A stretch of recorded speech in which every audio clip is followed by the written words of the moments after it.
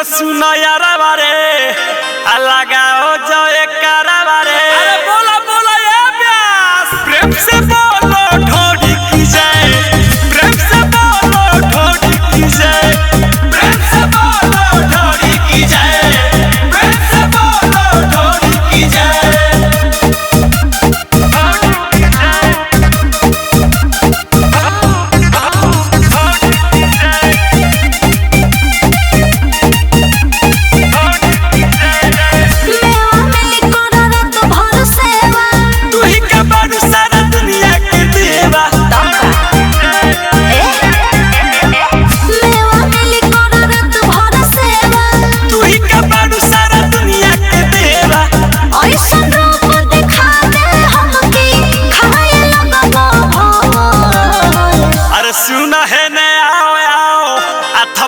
बजा के गाओ बजाओ बजाओ, प्रेम से बोलो ढोड़ी की जय, प्रेम से बोलो ढोड़ी की जय, प्रेम से बोलो ढोड़ी की जय, प्रेम से बोलो ढोड़ी की जय।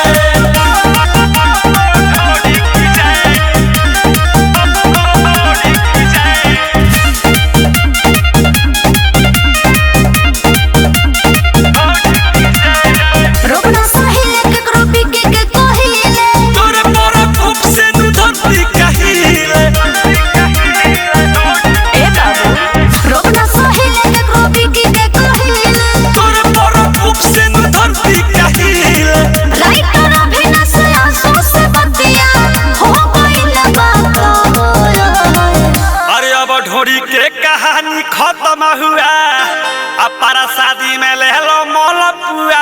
क्यों क्यों प्रेम से बोलो ढोड़ी की जय, प्रेम से बोलो ढोड़ी की जय, प्रेम से बोलो ढोड़ी की जय, प्रेम से बोलो ढोड़ी की जय। अमन रिकॉर्डिंग स्टूडियो